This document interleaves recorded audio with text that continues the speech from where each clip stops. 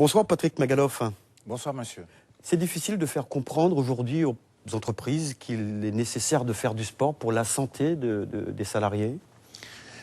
C'est difficile et c'est pas difficile parce que c'est vraiment dans l'air du temps. C'est le monde scientifique qui a prouvé il y a quelques années l'intérêt de l'activité physique et sportive dans un cadre de santé publique. Et bien évidemment, cette activité physique et sportive, elle peut se faire dans le monde associatif, mais elle peut se faire aussi pendant le travail. Et c'est ce qu'on a essayé de prouver par cette étude, c'est l'intérêt pour l'entreprise, pour des raisons pour son économie, pour le bien-être de ses salariés ou collaborateurs, eh bien, cette activité physique et sportive dans le cadre de l'entreprise permet une productivité plus importante et donc une rentabilité supérieure. Alors parlant de la santé justement, est-ce qu'il y a aujourd'hui une nomenclature des bienfaits thérapeutiques des activités sportives ? Oui, tout à fait. Et nous sommes en train de la réaliser avec un dictionnaire à visée médicale des disciplines sportives que nous avons fait à l'initiative du président de la commission médicale, Alain Calmat, le docteur Alain Calmat. Ça doit rappeler des souvenirs à certains puisque ça a été un éminent patineur, chirurgien de profession, mais qui est le président de la commission médicale depuis 8 ans et qui a impulsé avec les fédérations, en proposant aux fédérations de créer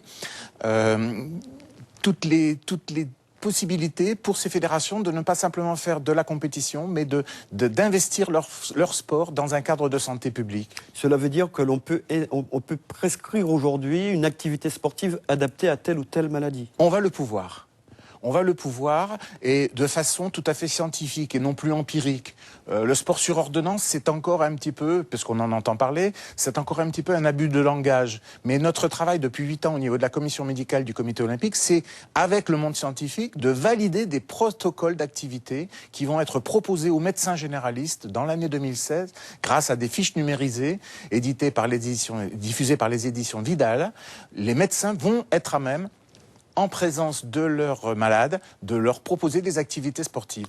D'autant plus que le législateur a vraiment maintenant, dans le cadre de la loi santé du 26 janvier 2016, validé l'activité physique et sportive comme thérapeutique non médicamenteuse. Alors comment mesure-t-on les bienfaits de cette activité sportive sur le malade? Est-ce que le résultat est d'abord psychologique? Ah non, il n'est pas que psychologique. Je peux dire que par exemple, quand on a eu un cancer et que on est en phase de rémission, eh bien faire de l'activité physique et sportive, c'est 50% de risque de retomber dans un cancer en moins. Par rapport à toute prévention, par rapport à la maladie, pratiquement toutes les activités, c'est entre 30 et 40% de prévention supplémentaire grâce à l'activité physique et sportive de ne pas avoir une maladie. Ça intéresse donc tout le monde.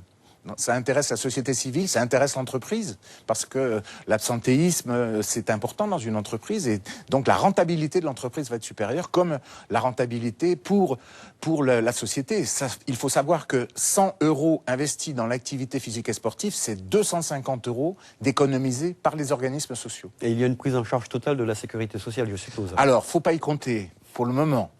Faut pas y compter pour le moment, mais je peux vous dire que par contre, les organismes mutualistes et complémentaires, assurantiels, sont déjà tout à fait dans les starting blocks et certaines sont déjà parties. Je sais que c'est pas encore le cas en Guyane, mais j'espère que ça va le devenir bientôt. Merci Patrick Magaloff d'avoir répondu à nos questions.